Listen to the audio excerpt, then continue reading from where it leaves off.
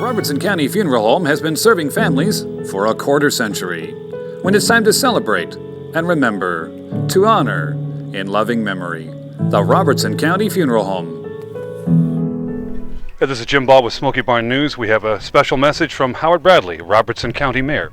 I think that everyone is aware that we have seen a snowfall of historic proportion over the last 36 hours. In fact, you have to go back to 1988 to see as many inches of snowfall, and of course we are just one community out of thousands that are dealing with the after effect of this. And many people yesterday trying to commute back from Nashville or other locations had great difficulty getting home. It was not uncommon for people to spend 4-5 hours or more from Nashville to Springfield, and we hope everyone actually got home last night. We're not sure about that. I know that 431 South was closed for a long period of time. Highway 25 between Springfield and Cross Plains remains closed, so you have to think about alternate routes. But the message that I want to get out quite simply is how important it is that unless you absolutely have to venture out, that you stay home, that you keep warm, that you take care of your pets, and that you do as much as you can to allow the public officials to do their work, to clear out the roadways, and to make it safe for travel. You know, we usually expect the areas in downtown Springfield to be cleared out fairly quickly after a snow or an ice event. That has not been the case this time because there was so much snow and because the community's resources have been carried out in many multiple directions, clearing the interstates, the access to the interstates.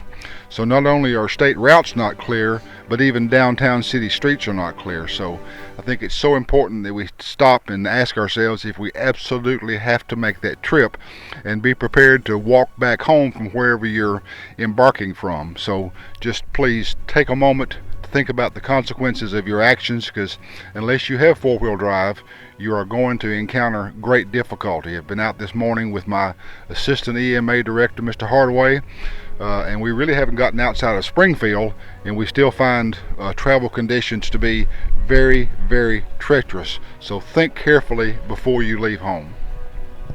And now we're going to talk with Kenny Hardaway with EMA about the road conditions. What can you tell us this morning? As far as the back roads, county roads are still about like yesterday, non-passable. Use caution with those. The interstates, I talked to the Highway Patrol, they're just now starting to clear up just a tad.